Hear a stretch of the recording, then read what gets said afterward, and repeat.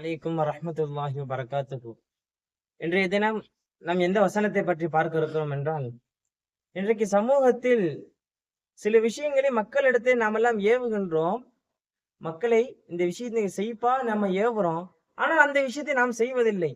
அதனை பற்றி அல்லாஹ் குர்ஆனில் சொல்லுகிற போது இவ்வாறு சொல்லுகின்றான், யா அய்யுஹல்லதீன ஆமனு லிம தகூலூன மா லா தஃஅலூன்.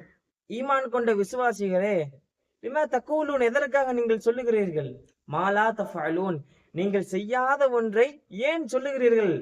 இப்போ நீங்க ஒரு மனுஷன்ட்ட, டேய் தம்பி தொழுடான்னு சொல்றீங்க, ஆனா நீங்க தொழுவ மாட்டேன்றீங்க. மத்தவங்களை எல்லாம் தம்பி இவ்வாறு நீ செய்யன்னு சொல்றீங்க, ஆனா அந்த விஷயத்தை நீங்க செய்ய மாட்டேன்றீங்க. பெருமானார் ஸல்லல்லாஹு அலைஹி வஸல்லம் எவ்வாறு இருந்தார்கள்? அவர்களும் தொழுதார்கள், மற்ற நபர்களையும் தொழுகச் சொன்னார்கள். அவர்களும் நோன்பு வைத்தார்கள், மற்ற சஹாபாக்களை எல்லாம் நோன்பு வைக்க சொன்னார்கள்.